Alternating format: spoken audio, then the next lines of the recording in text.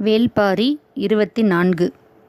கார்காலத்தின் தொடக்க நாளிலேயே மழை கொட்டித் தீர்த்தது. கபிலரின் உடல் சூழலுக்கு ஏற்ப தன்னை தகவமைத்து கொண்டது. கபிலர் இருந்த வீட்டில்தான் எந்நேரமும் பாரியின் மகள்கள் இருந்தனர். அங்கவை சங்கவையோடு சேர்த்து 8 பேருக்கு எழுத்துக்களை கற்றுக் கொடுக்கத் தொடங்கியிருந்தார் கபிலர். நடு வீட்டில் மரப்பலகையில் மணல் கொட்டி அதன் மேல் உயிரெழுத்துக்களை எழுத சொல்லிக் கொடுத்து கொண்டிருந்தார். சிறிது காலம் கபிலருக்கு உதவியாக அவரோடு இருந்து விட்டு வருவதாக சொல்லி மயிலா அங்கேயே தங்கிவிட்டாள். பரம்பு நாட்டின் தென்பகுதி எல்லைக்காவல் பொறுப்பாளன் கூழையிடமிருந்து தேக்கனுக்கு தகவல் வந்திருந்தது. குடநாட்டு அமைச்சன் கோலூர் சாத்தனின் கைகளை வெட்டி அனுப்பியதற்கு பிறகு குட்டநாட்டு அரசவைக்கு குடநாட்டின் தூதுவர்கள் சென்றுள்ளனர். அடுத்து நிகழப்போவதை பற்றிய விழிப்போடு இருக்க வேண்டிய வேலை இது என அவர் நினைத்தார். கொற்றவை கூத்து முடிந்து 1 வாரத்துக்கு பிறகு கபிலரின் உடல் முற்றிலும் குணமானது. ஆனால் மனம் மிகவும் துவண்டே இருந்தது. நீலன் புறப்பட்ட பிறகு கபிலரின் மனம் நிலைகொள்ள நாளெடுத்து கொண்டது. பார்த்த முதல் கணத்திலிருந்து அவனை பற்றிய வியப்பு பெருகிக் கொண்டே இருந்தது. வேட்டுவன் பாறையில் பார்த்தபோது கையில் பிடித்திருந்த அதே வேட்கம்போடு கபிலரிடமிருந்து விலகி காட்டுக்குள் மறைந்தான் நீலன். கண்களை விட்டு பிரியும் வரை கபிலரின் கண்கள் அசைவற்று பார்த்து கொண்டே இருந்தன. இப்போது கபிலரோடு எந்நேரமும் உடனிருந்து உதவிகள் செய்பவன் உதிரன். இவனும் நீலனைப் போலத்தான் துடிப்பேறிய இளைஞன். கபிலரின் தேவைகளை மிகுந்த அக்கறையோடு கவனித்து வருபவன். ஒரு பகற்பொழுதில் கபிலரின் வலது காலை தனது தொடையின் மேல் தூக்கி வைத்து கொண்டு விரல் நகங்களை நறுக்கத் தொடங்கினான் உதிரன். அவரின் வலதுகால் நடுவிரல் சூம்பிப்போய் சின்னஞ்சிறியதாக இருந்தது. அந்த விரலின் அடிப்பகுதியை விரல்களால் மெல்ல நீவிவிட்டான். சற்றே உயரமான மரப்பலகையின் மேல் உட்கார்ந்திருந்தார் கபிலர். அவரின் எண்ணங்கள் வேறு எங்கோ இருந்தன. உதிரன் நகம் நறுக்குகிறான் என்பது மட்டுமே அவரின் நினைவில் இருந்தது.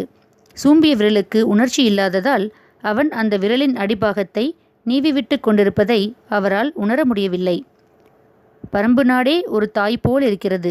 அழிந்த இனங்களை, வாழ துடிப்பவர்களை, எங்கெங்கோ இருந்து வந்து சேர்ந்தவர்களை எல்லாம் அள்ளி அணைத்து கொண்டுள்ளது.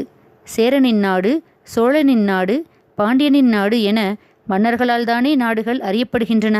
ஆனால் ஒரு தாயின் குணத்தோடு விளங்கும் நாட்டை ஏன் தாய் நாடு என சொல்லக்கூடாது?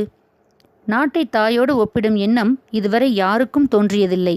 சில மாதங்களுக்கு முன்னால் இப்படியொரு எண்ணம் தோன்றியிருந்தால் அது எவ்வளவு பொருளற்றதாக இருந்திருக்கும். மண்ணும் நாடும் உடைமையின் குறியீடுகள். அவற்றை போய் தாய்க்கு உவமையாக எப்படி சொல்ல முடியும்? ஆனால் கொற்றவை கூத்தை பார்த்த பிறகு திசையற்றவர்களையும் நிலமற்றவர்களையும் தலைமுறை தலைமுறையாக அள்ளி அரவணைத்து நிற்கும் பரம்பு நாட்டை தாய்நாடு என சொல்வதை விட வேறென்ன சொல்ல முடியும் என்று கபிலரின் எண்ணங்கள் ஓடிக்கொண்டிருந்த போது அவரை அறியாமலே கண்கள் கலங்கின. ஒரு கணம் கண்களை மூடி சிந்தித்தார். தனக்குள் என்ன நிகழ்ந்து கொண்டிருக்கிறது? மேலெல்லாம் ஏன் சில்லிட்டு அடங்கியது? இப்போது நினைவுக்குள் என் தாய் வந்துவிட்டு போனாலே எப்படி? நினைவின் வழியே எதையோ கண்டறிந்துவிட நினைத்த போதுதான் அவர் கால் விரல் நினைவுக்கு வந்தது. மெல்ல குனிந்து கீழே பார்த்தார். அவ்வளவு நேரம் எங்கேயோ பார்த்தபடி இருந்த கபிலர் இப்போது குனிந்து தன்னை பார்க்கிறார் என்பதை அறிந்ததும் உதிரன் சொன்னான், உங்கள் வலதுகால் நடுவிரலில் குருதியோட்டத்துக்காக அடிநரம்பை சற்று அழுத்தி நீவிவிட்டேன். எதுவும் தொந்தரவாகிவிட்டதா? இல்லை என்று தலையாட்ட மட்டும் செய்தார் கபிலர். உதிரன் சொன்னான், நடுவிரல் சூம்பியுள்ளதால் நடக்கும்போது சற்றே இடறினாலும் தசை பிறண்டுவிடும். கூடுமானவரை பாதடியை கழற்றாதீர்கள். இப்போது தலையாட்டாமல் அவனையே பார்த்தார் கபிலர். வேட்டுவன் பாறையில் ஏறும்போது நீலன் உங்கள் பாதடியை கழற்றச் சொன்னதால்தான் உடனே உங்களுக்கு தசை பிறண்டிருக்கிறது. காட்டில் பிடித்து நடப்பதை போன்ற வடிவில் ஒரு பாதடியை செய்து தர ஏற்பாடு செய்கிறேன் என்று சொல்லியபடி விரலின் அடிபாகத்தை அழுத்தி நீவிவிட்டான் உதிரன். கபிலரின் கண்கள் கலங்கின. அதை கவனித்த உதிரன் வலி ஏற்படுவது போல மிகவும் அழுத்தி விட்டேனா என்று பதற்றப்பட்டு கேட்டான்.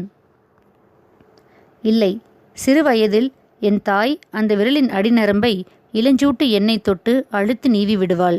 அப்போது ஏதாவது ஒரு கணத்தில் அந்த விரலை நான் உணர்ந்திருக்கிறேன். மற்ற நேரங்களில் அதை நான் உணர்ந்ததே இல்லை. எத்தனையோ ஆண்டுகள் ஓடிவிட்டன. எவ்வளவோ நிலப்பரப்புகளை நடந்தே கடந்திருக்கிறேன். பல்லாண்டுகளுக்கு பிறகு சட்டென இப்போது ஒரு கணம் அந்த விரலை நான் உணர்ந்தேன். உணர்ந்த அந்த கணம் என் தாய் நினைவுக்கு வந்துவிட்டாள். உடலெல்லாம் சிலிர்ப்பு மேலிடுகிறது என சொல்லியபடியே உதிரனின் உச்சந்தலையில் கை வைத்தார் கபிலர். ஊறிய கண்ணீர் ஒழுகாமலாயிருக்கும்? சிறிது நேரத்தில் பெண் பிள்ளைகள் மொழி கற்றுக்கொள்ள வீடு வந்தனர். நறுக்கிய நகத்துண்டுகளை எடுத்துக்கொண்டு உதிரன் வெளியேறினான். கபிலர் மொழிக்குள் நுழையத் தொடங்கினார். மழை அதிகமாக தொடங்கியது. வாரக்கணக்கில் விடாது கொட்டும் அடைமழை இன்னும் சில நாள்களில் தொடங்கும். அடைமழை தொடங்கிவிட்டால் அடுத்து கடுங்குளிர். தந்தரையிலிருந்து வந்தவர்களால் இந்த குளிரை தாங்க முடியாது. கடுங்குளிர் தாங்க கபிலருக்கு எலிமயிர் போர்வையை நெய்யுமாறு பாரி சொன்னான். குளிரிலிருந்து காத்துக்கொள்ள எவ்வியூரில் உள்ளவர்கள் முடியுள்ள தோல் ஆடைகளை பயன்படுத்துவர். அது காட்டில் வாழ்ந்து பழக்கப்பட்டவர்களுக்கு போதுமானது. புதியவர்களின் உடலுக்கு அது போதுமானதாக இருக்காது.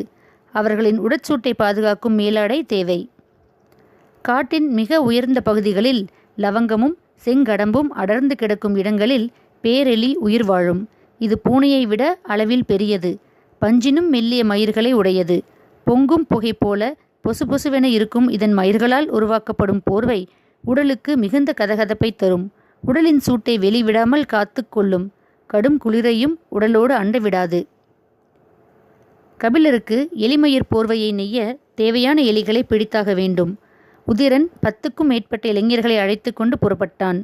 கபிலர் தானும் உடன் சென்று வருவதாக பாரியிடம் கூறினார். பேரெலி உயரமான கரும்பாறை இடுக்குகளில்தான் இருக்கும். இளைஞர்கள் மிக விரைவாக செயல்பட்டால்தான் அதை பிடிக்க முடியும். நீங்கள் அவர்களை பின்தொடர்வது கடினமாயிற்றே என்றான் பாரி. நான் என்ன விரட்டியா பிடிக்கப் போகிறேன்? பிடிக்கப் போகிறவர்களை பின்தொடரப் போகிறேன். முன்னேறுவதை விட கடினமானது பின்தொடர்வது. பின்தொடரக்கூட முடியாத அளவுக்கு நான் தளர்ந்து விடவில்லை. எனக்கு வயதாகியும் விடவில்லை. சின்ன சிரிப்புடன் பாரி சொன்னான். மழைக்காலம் அல்லவா, பாறைகள் வழுக்கும் என சொல்ல வந்தேன். எப்படி சொன்னாலும் நீ சொல்ல வரும் செய்தி அதுதானே என்றார் கபிலர். நான் பதில் சொல்லவில்லை என்றால் உங்கள் வினாவே விடையாகிவிடும். என் தோழன் அவனது சொல்லாலேயே கண்டறியப்படவிடக்கூடாதல்லவா? எந்த பக்கம் போய் மறித்தாலும் தப்பித்து போகும் வல்லமை கொண்டது என்று உதிரன் சொன்னது பேரெலியை மட்டும்தான் என நினைத்து விட்டேன். பாரி சிரித்து கொண்டே கபிலரை கட்டி அணைத்தான். இருவரும் புறப்பட்டனர். ஆதிமலையின் குறிப்பிட்ட திசை நோக்கி இளைஞர்கள் வேகமாக சென்றனர். சூரிய ஒளி நட்பகல் வரைதான் தெரியும். அந்த பொழுதுக்குள் பிடித்தால்தான் உண்டு. நாளொன்றுக்கு 2 பிடிப்பதே கடினம். ஒரு போர்வை செய்ய குறைந்தது 20 பேரெலிகளையாவது பிடித்தாக வேண்டும். உதிரன் சரசரவென பாறைகளில் ஏறிப்போய் கொண்டிருந்தான். மிக சிறிய நேரம்தான் அவர்களை பின்தொடர்ந்தனர். அதன் பிறகு பின்தொடர்தலுக்கு வாய்ப்பில்லாமல் போய்விட்டது. பாரியும் கபிலரும் பேசியபடி அவர்கள் சென்ற திசை நோக்கி மலையேறி கொண்டிருந்தனர். பன்மயிர் பேரெலி என்று இந்த எலியை பற்றி பழம் புலவர் ஒருவர் பாடியுள்ளார் என்று சொன்ன கபிலர் சட்டென நினைவு வந்தவராக சொன்னார். அங்கவை கற்றுக்கொள்வதில் அளவற்ற ஆர்வத்துடன் இருக்கிறாள். பாரிக்கு இது புதிய செய்தி அல்ல. ஆனால் கபிலர் வாயால் கேட்பது மகிழ்வை தந்தது. பொதுவாக மாணவர்கள் தெரிந்து கொள்வதற்காகத்தான் கேள்வி கேட்பார்கள். அங்கவையோ அறிந்து கொள்வதற்காக கேள்விகள் கேட்கிறாள். இரண்டுக்கும் என்ன வேறுபாடு என்பதைப் போலிருந்தது பாரியின் பார்வை. மரத்தை தெரிந்து கொள்ள மரத்தை பார்த்தால் போதும். ஆனால் மரத்தை அறிந்து கொள்ள அதன் வேரை பார்க்க வேண்டுமல்லவா? அதே போலத்தான் உயிரெழுத்து 12 என்று நான் சொன்னபோது தெரிந்து கொள்ளும் ஆர்வத்தோடு என்னென்ன என கேட்பாள் என்று நினைத்தேன். அவளோ ஏன் 12 என கேட்டாள். வினா சரிதானே? சரிதான். ஆனால் விடைக்கான இடம் வினாவில் இருக்க வேண்டுமல்லவா? எத்தனையோ தலைமுறைகளாக நமது முன்னோர்கள் ஒளியை உருட்டி உருட்டி எழுத்தாக்கி வைத்திருக்கிறார்கள்.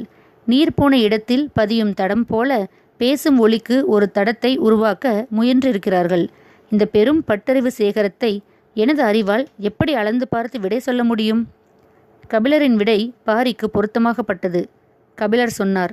முன்பு ஒரு முறை என்னிடம் மொழி கற்ற மாணவி இப்படித்தான் வினாக்களை கேட்டுக்கொண்டே இருப்பாள். காலையில் அங்கவை கேள்வி கேட்டதில் அவளின் நினைவாகவே இருக்கிறது என்று சொன்னபடி எதிரில் இருக்கும் வேங்கை மரத்தை பார்த்து அப்படியே அசைவற்று நின்றார் கபிலர். பாரியும் நின்றான். வேங்கை மரத்தின் தாழ்வான கிளையில் மயில் ஒன்று அமர்ந்திருந்தது. பேச்சு கேட்டு பறந்துவிடக்கூடாது என்பதற்காக கபிலர் பேச்சை நிறுத்தினார். அது தன் தலையை மட்டும் மேலே தூக்கியது. அதன் அசைவை உற்று பார்த்து கொண்டிருந்தார் கபிலர். பாரி மரத்தின் அடிவாரத்தில் எதையோ உற்று பார்த்து கொண்டிருந்தான். மயில் மெல்ல தலையை திருப்பி இருவரையும் பார்த்தபடி கிளையிலிருந்து குதித்து காட்டுக்குள் மறைந்தது. இன்னும் சிறிது நேரம் உட்கார்ந்திருக்கக்கூடாதா? வெறுகு பூனையின் கண்களுக்குள் இருக்குமே நீலமும் பச்சையும் கலந்த கலவை, அதுதானே மயில் தோகையின் கண்களிலும் இருக்கிறது என்றார் கபிலர். பாரி மறுமொழி ஏதுமின்றி மரத்தின் அடிவாரத்தை நோக்கி நடந்தான். கபிலர் அந்த கிளையை நோக்கி சென்றார். மயில் கிளையிலிருந்து தாவி மண்ணில் கால் பதித்த இடத்தில் அதன் காலடி படிந்திருந்தது. அதை பார்த்தபடி சொன்னார். மயிலின் காலடி நொச்சி இலைக்கு உவமை சொல்வர். வெண்ணொச்சி 5 இலைகளை உடையது. மயிலுக்கு முன்பக்கம் 3 விரல்கள்தானே. அதனால் கருநொச்சியைத்தான் உவமை சொல்லியிருக்க வேண்டும். அதற்குத்தான் 3 இலை. கபிலரின் பேச்சுக்கு பாரியிடமிருந்து மறுமொழி ஏதும் இல்லை. நீ என்ன பார்த்து கொண்டிருக்கிறாய் என வினவியபடி பாரியின் அருகில் வந்தார் கபிலர். மரத்தின் பட்டையில் ஒட்டியிருந்த செந்நிற தடத்தை காண்பித்து பாரி சொன்னான். புலி தனது வாயில் இருந்த குருதியை துடைத்துவிட்டு போயிருக்கிறது. கபிலரின் கண்கள் குருதியை உற்று பார்த்தன. புலியின் வாயில் இவ்வளவு குருதி இருந்திருக்குமேயானால் அது யானையைத்தான் வீழ்த்திருக்கும். கபிலரின் கண்கள் பாரியை உற்று பார்த்தன. புலி குட்டி போட்டிருக்கும் புதருக்குள் யானை எதிர்பாராமல் நுழைந்ததால் இந்த தாக்குதல் நடந்திருக்கலாம். தடத்தின் வழியே காட்சியை அடுக்கிக் கொண்டே போனான் பாரி. கபிலரின் மனதுக்குள்ளும் சொற்கள் விரிந்து கொண்டே போயின. கிளையில் தோகை விரித்த மயில், அடியில் குருதி துடைத்த புலி. மயிலின் கால் தடம் நொச்சியை சொன்னது. புலியின் வாய்த்தடம் யானையை கொன்றது. குருதியுளரா வேங்கையின் அடியில் தனது இறகு உதிர்க்காமல் சென்றது மயிலே என கபிலரின் மனம் காட்சிகளை சரசரவென தொகுத்து கொண்டிருந்த போது பாரியின் வலது கை ஈட்டியை இறுக பிடித்திருந்தது. ஏனென்றால் குருதியின் ஈரம் காயாமல் தான் இருந்தது. ஒருவேளை அந்த புதர் மிக அருகில் இருக்கலாம். விழா என்றால் அறுவகை தராசும் தரை தட்டும் ஓசை நிற்காமல் கேட்க வேண்டும். அதுவே திருவிழா என்றால் இந்த அறுவகையோடு சேர்ந்து 7 வகை அளவையும் நில்லாமல் நீள வேண்டும். அதனெனும் பெருவிழா என்றால் இந்த 2ஓடு சேர்த்து 8 வகை இன்பத்தில் நகரம் திளைக்க வேண்டும். இதுவே விழாக்களுக்கு இலக்கணம் கொண்டோர் சொன்ன சொல். மாமதுரையின் வணிக சாலையில் குவிந்துள்ள மக்களின் கூட்டம் குறைவதாக இல்லை. மாணிக்க கற்களை நிறுத்தும் மிக சிறிய மணித்தராசும், தங்க நகைகளை நிறுத்தும் பொன் தராசும், உலோகங்களை நிறுத்தும் உலோகத்தராசும், பண்டத்தராசும், மரத்தராசும், தூக்குத்தராசும் நிலை கொள்ளாமல் இரவு முழுவதும் ஆடியபடியே இருந்தன. தராசு தட்டு தரை தட்டும் ஓசை இடைவிடாது ஒலிக்கும் இசை அரங்கம் போல கேட்டுக்கொண்டே இருந்தது. துலாமுள்ளின் தலையாட்டல் நின்றபாடில்லை. நிற்காமல் துடிக்கும் வணிகத்தின் வாள் அதுதானே. பண்டக காப்போன் எண்ணற்ற கணக்கர்களோடு அமர்ந்து நாள் கணக்கில் கணக்குகளை போட்டுக்கொண்டே இருந்தான். இந்த திருமணத்துக்கு வரப்போகும் தேர்கள் எத்தனை? ஒரு குதிரை இழுக்கும் தேர், 2 குதிரைகள் இழுக்கும் தேர், 4 குதிரைகள் இழுக்கும் தேர் என வகைக்கு ஏற்ப பிரித்து கணக்கிட்டனர். குதிரைகள் தவிர பிற விலங்குகளால் இழுத்து வரப்படும் தேருக்கு மணவிழா முடியும் வரை கோட்டைக்குள் அனுமதி இல்லை. அதேபோல சிறிய பல்லக்குகளுக்கும் சிவிகைகளுக்கும் அனுமதி இல்லை. 4 பேர் சுமக்கும் பெரும் பல்லக்குகளுக்கும் 8 பேர் சுமக்கும் மணி பல்லக்குகளுக்கும் யானையின் மேல் பொருத்தப்பட்ட கூண்டு பல்லக்குகளுக்கும் மட்டுமே அனுமதி. தேர்களின் எண்ணிக்கையை உய்த்தறிந்து அதன் அடிப்படையில் தேர் இழுக்கும் விலங்குகளின் எண்ணிக்கை கணக்கிடப்பட்டது. விலங்குகளுக்கு தேவையான கூலங்கள் கணக்கிடப்பட்டன. பணியாளர்களின் எண்ணிக்கையையும் விருந்தினர்களின் எண்ணிக்கையையும் கணக்கிட்டனர். நெல், வரகு, திணை, சாமை தொடங்கி எள், கொல், அவரை, மொச்சை வரையிலான 18 வகை கூலங்களையும் நிறுத்தல், முகர்தல், பெய்தல், அளவைகளை கொண்டு தேவைகளை கணக்கிட்டனர். பண்டக காப்போனின் அறை முழுவதும் கணக்குகள் நிரம்பி வழிந்தன. இரவும் பகலும் இதே வேலையாக இருந்ததால் ஏடுகளில் எழுதாமலேயே எண்களை ஒப்புவித்து கொண்டிருந்தனர். ஒரு படிக்கு அவரை 1800, பயிறு 14,800, அரிசி 38,000 இருக்கும் என எண்ணிக்கையை நினைவுகளின் பகுதியாக்கினர். குதிரைகளின் கட்டுத்தறி கணக்குகள் துல்லியமாக தயாராகின. ஆட்டுத்தோல் பிடிகொண்ட கசை எத்தனை தேவை என்பதில் தொடங்கி கண்பட்டி, கடிவாளம் வரை குதிரைக்கு தேவையான பொருள்கள் எவ்வளவு, கொள், புல், தண்ணீர், வேலை தவறாமல் கொடுக்க வேண்டிய அளவுக்கான மொத்த கணக்குகளும் எழுதப்பட்டன. கட்டுத்தறியின் துர்நாற்றத்திலிருந்து நகரத்தை காப்பாற்ற கணக்குகளே அச்சாணிகளாக இருந்தன. எண்ணற்ற விழாக்களையும் திருவிழாக்களையும் கண்ட மதுரை இப்போது பெரு விழாவுக்கு தயாராகியது. இன்னும் சிறிது நேரத்தில் மணமகள் வந்திறங்க இருக்கிறாள். அவரை வரவேற்க நெடுங்கல் சாலை முழுவதும் பேரலங்காரம் பூண்டிருந்தது. எங்கும் அரச குலத்தினர் திரண்டிருந்தனர். வரப்போகும் மதுரையின் குலமகளுக்காக மாமன்னர் குலசேகர பாண்டியன் இன்று அதிகாலை வைகையில் நீராடி பொன்னால் செய்யப்பட்ட தும்பைப்பூவை 20 மாவீரர்களுக்கு பரிசாக வழங்கினார். பொன்னரி மாலையும் நெற்றி பட்டமும் சூடிய பட்டத்து யானை முன்னே வந்தது. அதைத் தொடர்ந்து பொன்னால் செய்யப்பட்ட சேனமணிந்த குதிரைகளில் பொன் பூவை சூடிய மாவீரர்கள் 20 பேர் அணிவகுத்து வந்தனர். அதற்கு அடுத்து மின்னும் தலையணிகளும் சங்கு வளையல்களும் செந்நிற வடமும் இடையணியும் அணிந்த அழகு பதுமைகள் என்மர் பொற்கிடுகு மேயப்பட்ட சிறு பல்லக்கை தூக்கி வந்தனர். பெண்கள் பல்லக்கு தூக்கி வருவதை மதுரை முதன்முறையாக கண்டது. நெடுங்கல் சாலையில் விலக முடியாத பெரும் கூட்டம் நின்றது. இளமருதனும் செவ்வியனும் கூட்ட நெரிசலில் திணறியபடி நின்று கொண்டிருந்தனர். இந்த அரிய காட்சி என்றைக்கு கிடைக்கும்? எவ்வளவு நெரிசல் இருந்தாலும் வந்து இறங்கும் இளவரசியாரை பார்க்காமல் போவதில்லை என்ற முடிவோடு இருவரும் நின்றிருந்தனர். நெடுங்கல் சாலையின் திருப்பத்தில்தான் அவர்கள் நின்றிருந்தனர். அங்கிருந்து பார்த்தால் தொலைவில் பல்லக்கில் வந்து இறங்கி அரண்மனையின் நெடும் படும் ஏறி உள்ளே செல்வதை பார்க்க முடியும். பொன்னாலான தும்பைப்பூ சூடிய வீரர்களின் அணிவகுப்பை தொடர்ந்து பெண்கள் என்மர் தூக்கி வரும் சிறு பல்லக்கு முதலில் வந்து நின்றது. அதிலிருந்து இறங்கப் போவது யார் என எல்லோரும் ஆர்வத்துடன் பார்த்து கொண்டு நின்றனர். ஆனால் அந்த பல்லக்கிலிருந்து யாரும் இறங்கவில்லை. முன்னால் இருப்பவன் அடைத்து நின்றதால் இளமருதனால் சரியாக பார்க்க முடியவில்லை. யார் இறங்குவதென்று தெரியவில்லை. சற்றே விலகுங்கள் என்று கூறினான். அதற்கு அடைத்து நின்ற அந்த மனிதன் சொன்னான், அந்த பல்லக்கில் இருந்து யாரும் இறங்க மாட்டார்கள். செவியன் அவனை உற்று பார்த்தான். தோற்றமே அவன் ஒரு வணிகன் என்பதை சொல்லியது. சாத்துக்களின் கூட்டத்தை சேர்ந்தவன் என்பதை பிற அடையாளங்களை கொண்டு அறிந்தனர். அவன் பல செய்திகளையும் அறிந்திருப்பான் என உய்த்தெறிந்த செவியன் கேட்டான், அந்த பல்லக்கில் யாரும் வரவில்லையா? அது பொற்கிடுகு வேய்ந்த பல்லக்கு. சாத்துக்களின் விழாக்களில் அதற்குத்தான் முதல் இடம். அந்த பல்லக்கில் யார் இருப்பார்? செல்வத்தின் இளவரசி இருப்பாள். அவன் சொல்வது புரியாமல் இருவரும் முழித்த போது அவன் மேலும் சொன்னான், அது சக்கரவாக பறவையை கொண்டு வரும் பல்லக்கு. அந்த கணம் இளமருதனுக்கு தூக்கி வாரி போட்டது. இப்பெரும் விழாவில் தலைமரியாதை கொடுத்து பொற்பல்லக்கில் எடுத்து வரும் பறவைக்காக செய்யப்பட்ட மேடையிலா நான் ஈச்சுமர சட்டகங்களால் செய்யப்பட்ட தேவாங்கின் கூண்டை வைத்திருந்தேன். அந்தவன் கோபப்பட்டதன் நியாயம் இப்போது விளங்குகிறது என எண்ணிக்கொண்டிருக்கும் போதே செம்மணிகள் பதிக்கப்பட்ட மகரப் பல்லக்கு வருவது தொலைவில் தெரிந்தது. சூரிய ஒளி மின்னி மேல் எழும் அழகு எல்லாவற்றையும் சொன்னது. 8 அன்னகர்கள் தூக்கி வருகிறார்களே, அதுதான் இளவரசியாரின் பல்லக்கு என்றான் அந்த வணிகன். அவன் சொல்லாமலே அதுதான் இளவரசியாரின் பல்லக்கு என்பது தெரிந்தது. ஆனால் தூக்கி வருபவர்களை அன்னகர்கள் என சொல்லுகிறானே என எண்ணியவாறு அவர்கள் யாரென கேட்டான் இளமருதன். விதை எடுக்கப்பட்டவர்கள் என்றான் வணிகன். அவன் சொல்லிக் கொண்டிருக்கும் போதே இசைக்கருவிகளின் முழக்கம் எங்கும் கேட்கத் தொடங்கியது. அரண்மனை பெண்கள் மங்கள குலவையிட்டனர். இளவரசியாரை வரவேற்க பழையன்மாதேவி படியிறங்கி வந்தார்.